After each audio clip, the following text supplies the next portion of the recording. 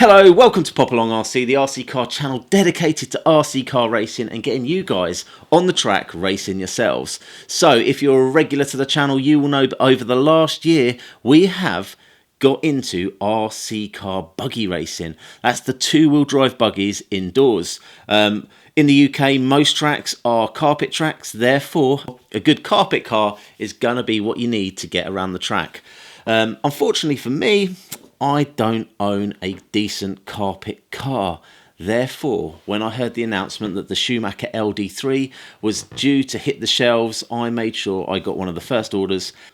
So over the last year, we have been running at a few clubs. So we've got Silverstone, we've got Junction 16, we've got DMS Raceway, we've got South Cams, we've got Slough. Obviously, Mark got his spot at the MKGP, which we're hoping to repeat next year. And for me, though, the highlight of my buggy racing to date would probably be the vintage class of racing where I got to run a car at the Revival. So this is going to be a new chapter for me, getting a decent indoor carpet car and seeing if I'm actually any good at this buggy racing. Because up till now, my performances have been very mediocre. But then I've never claimed to be the best driver in the world. So due to the fact that I've had a little bit of bad luck when it comes to RC car buggy racing indoors, in the fact that my cars just haven't performed at the optimum level, I did not want that to happen again. So I've not only got myself an LD3, I've also had a chat with the guys in the know, and I've asked for a list of all the upgrades that they'd recommend for the LD3 so that when I build the car, I can get it set up perfectly from the outset, so as soon as I hit that track, I know I'm going to have a car underneath me that I can trust. So I am what you should consider a decent club racer. I'm never going to be winning any nationals, but you know what? I really enjoy this hobby, and I enjoy meeting up with guys at the track and having a good crack. So I've waffled on enough. Let's see where this package is. I think I've been very patient waiting for this buggy. I've earned this buggy with the amount of effort that I've put into my past buggy. So we just need to wait.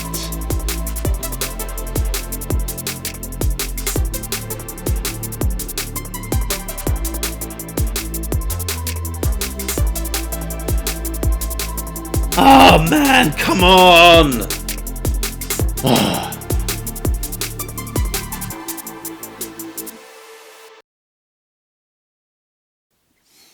Hello and welcome to Pop Along RC, take 2. Let's get inside the box of the LD3. So here it is. It arrived only 24 hours late, which means you guys are 24 hours behind because this video was supposed to come out yesterday. So as I said before, I've got the LD3 in here. And I've also got a few upgrades which have been suggested to me for this car. So, oh, look at that. Looking good. Here we go. Have some of that. Oh, man. Honestly, you do not understand how happy I am to finally have the LD3. Wow. I'll tell you what then.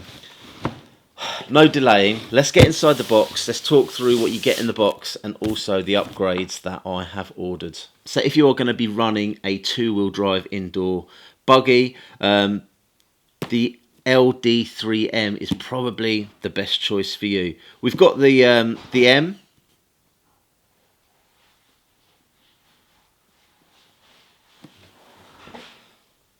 another delivery. It's another delivery. That's for another video. Okay, where was I? That's right. Okay, here we go again. So if you are looking to run a LD3 buggy indoors, the LD3M is probably going to be the best choice for you. But like all two-wheel drive buggies, we recommend getting as much weight forward in the car as possible. Therefore, the first upgrade that I have gone for is this one here. This is part 8212, which is a brass pivot block for the LD2. So that's the first upgrade, and that is a 41 gram weight to go up the front there. We've also got an alloy front link mount, which is the U8636. We've also got these ones here. So these are the drive shaft assembly for the LD2. So this is the U7614.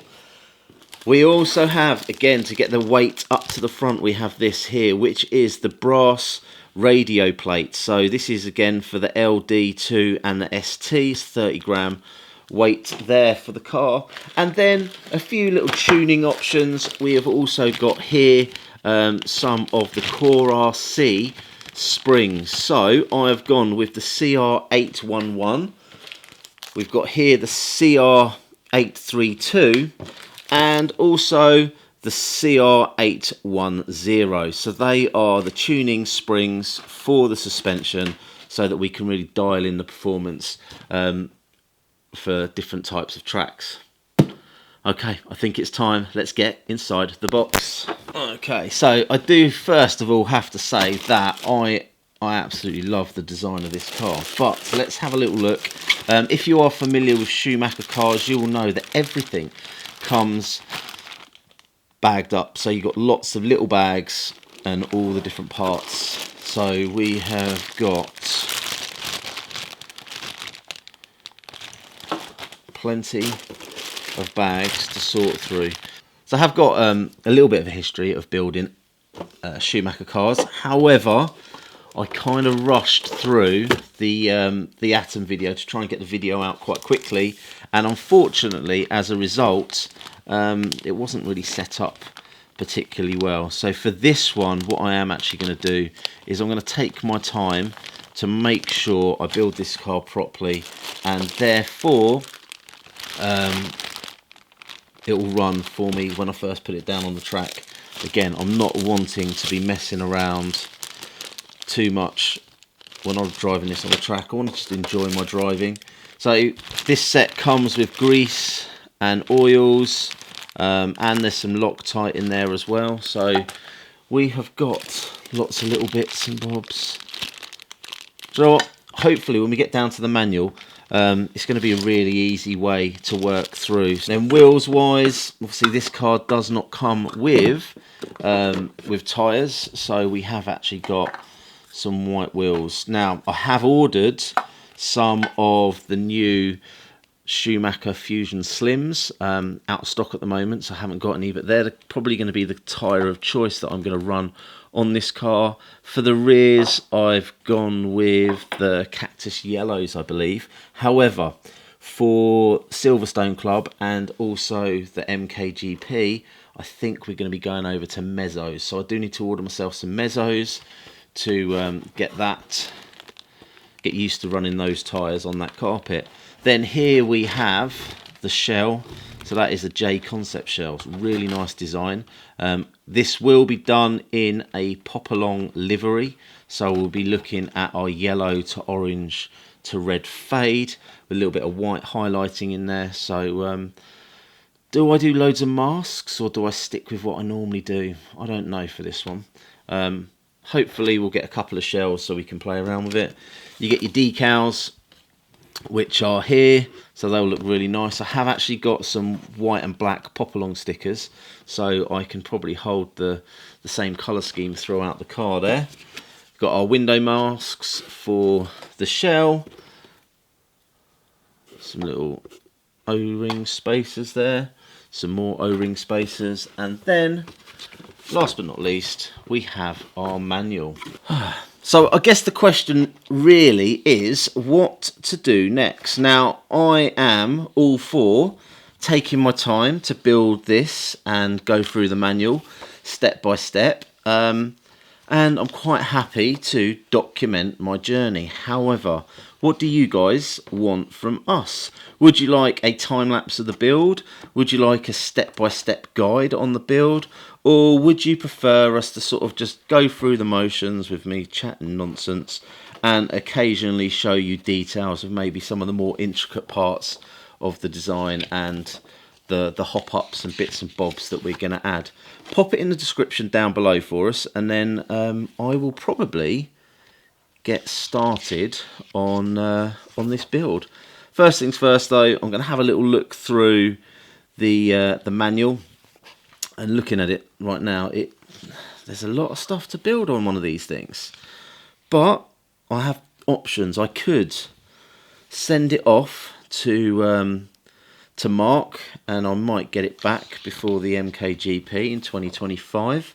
Alternatively, I could spend a couple of days doing what I do and build it up. So looking at this, there is some really interesting breakdowns of all the different things that you need to be mindful of when building the car. So we've got anti-squat spacers, camber links, rear camber links, toe inserts to changing the toe, slipper clutch, front camber adjustments, rear camber adjustments, ride height adjustments, wheelbase options. There's lots and lots of bits in here that got LiPo battery position. Again, I think initially I'm going to be pushing my battery further forward. However, I'll have a proper read of that and make my final decisions a little bit later on. But from my experience, we want to get that weight further forward.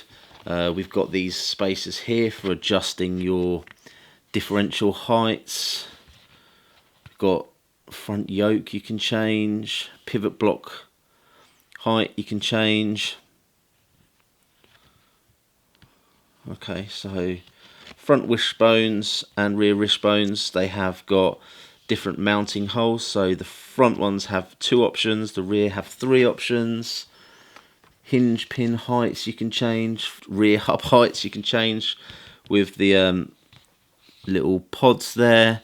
And again, here it says the U8 to 11 is the plastic part, and I think if I have a little look here, the U8 to 12 is the option part, which I've already ordered, so I can put that straight in, which is really handy to know. Haven't got this.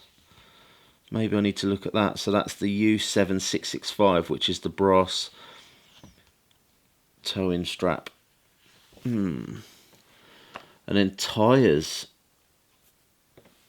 Again, in the book they've got the slim cut staggers, which is what we tend to run on buggies. However, the newer tyres, the ones that have just recently been released, are the slim fusions. So they are the ones that I am hoping to run eventually on this car. So hop up parts, there's quite a few bits on here. I may need to order a few more bits up, but I say the brass plate to get the weight further forward, the radio plate as well, which we've got. Nice. And then obviously you've got your little setup sheet at the back. Do you know what? It was worth the wait. I'm super excited. Can't wait to start the build. So pop in the comments down below what sort of build video you want from us for this LD3. Do you want me to give it to Mark and therefore you have to wait 6 months for the video? That is your call. If that is your choice, I will probably ignore it. So yeah, hopefully we'll get this car on the track very soon.